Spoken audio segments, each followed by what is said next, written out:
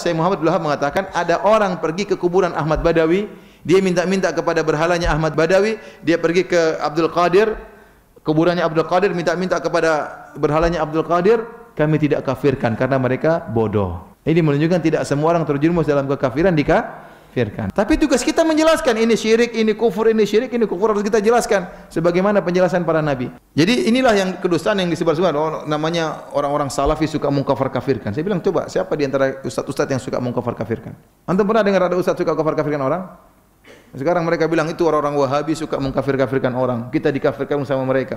Jadi orang ingin menghalangi manusia dari dakwah sunnah, maka mereka bikin kedustaan. Kata Syekh Abdul Wahab, yuriduna bihi tanfiran nas an dinillahi wa rasuli. Mereka ingin menjauhkan orang-orang dari jalan Allah dan agama Allah dan Rasulnya. Demikian juga kata Syekh Abdul Wahab, inna sahibal burdah wa ghairihi mimman yujadu syirku fi kalamihi. Demikian juga sahibul burdah, yaitu Al-Busairi, dia punya syair dalam burdah yang sering dibaca oleh sebagian kaum muslimin saudara-saudara kita. Dalam syair tersebut ada kesyirikan. Dia mengatakan, wa inna min judika dunya wa darataha wa min ulumika ilmal lauhi wal qalami. Dia memuji Nabi, dia berkata, ya Rasulullah, di antara kebaikanmu, di antara kedermawananmu adalah dunia dan akhirat. Dan di antara ilmumu adalah ilmu lauhil mahfuz. Ini kesyirikan. Dunia dan akhirat ini bukan milik Nabi, milik siapa? Allah Subhanahu wa taala. Dan Nabi tidak tahu lauhil mahfuz. Nabi tidak tahu ilmu gaib. Maka ini lafal kesyirikan. Nah, apakah penulis syair ini syirik, musyrik? Syekh Muhammad Abdul Wahab menjelaskan.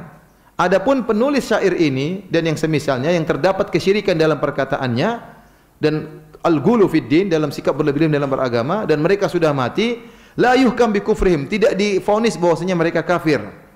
Innamal wajib ingkaru hadzal kalam, yang wajib bagi kita mengingkari ini perkataan syirik, kita ingkari. Adapun pengucapnya belum tentu apa? Kafir. Perhatikan ini perkataan siapa? Syekh Muhammad bin Abdul Wahab rahimahullahu taala.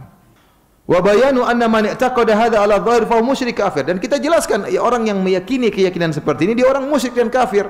Wa amal qail, adapun pengucapnya fayuraddu amru ila Allah, kita serahkan kepada Allah Subhanahu wa taala, ya. Jadi tugas kita menjelaskan ini syirik, ini kekufuran. Adapun orang melakukannya belum tentu musyrik, belum tentu kafir. Makanya kalau ingin mengkafirkan harus iqamatul hujjah, harus tegakkan apa? Hujjah. Ibnu Taimiyah sering dalam bukunya dia berkata, kalau saya yang mengucapkan perkataan kalian saya kafir. Tapi kalian tidak, karena kalian tidak mengerti. Karena kalian tidak mengerti. Jadi tugas kita ya ikhwan, bukan untuk mengkafir-kafirkan orang. Tugas kita dakwahi mereka. Terkadang ada orang harus divonis kafir tatkala berkaitan dengan orang banyak. Butuh perkataan ulama. Orang ini dai besar, terjerumus dalam kekufuran misalnya, ngajak orang kepada kesyirikan. Terkadang kita butuh perkataan ulama memvonis dia kafir atau tidak. Tidak sembarang. Karena dia menyuruh kepada apa? Kesyirikan.